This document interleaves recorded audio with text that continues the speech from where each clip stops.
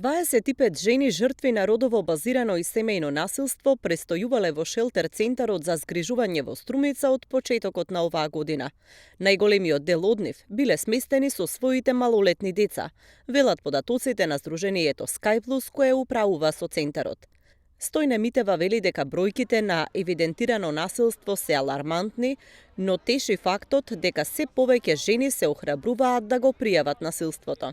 Шелтер центарот заклучно до овој момент, од почетокот на годината до сега, има згрижено 25 жртви на семејно насилство. Најмалку што не останала жена е жена која што е во висок ризик и е префрлена на друго место, 72 часа, а најмногу ни остана жените да живеат и да бараат заштита од нас, поддршка и апсолутно се она кое што им следува од шелтер центарот е до 9 месеци. Заедно со нивните деца.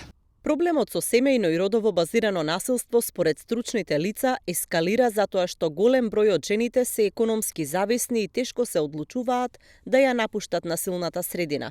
Општина Струмица планира да интервенира со програма токму за економско јакнење на жените кои излегуваат од шелтер центарот или од насилната средина. Градоначалникот Костадинов најави отворање на куќа за времено домување идната година. За да го заокружиме процесот за жена жртва на родово базирано насилство, Општина Струмица во буџетот планира финансиски средства за реализирање на проектот Куќа за отворено домување, или народно познат како куќа на пола пат. Куќата е форма на поддржано живење за жени жртви на семејното насилство и е дел од моделот за реинтеграција и рехабилитација на жени жртви на семејното насилство.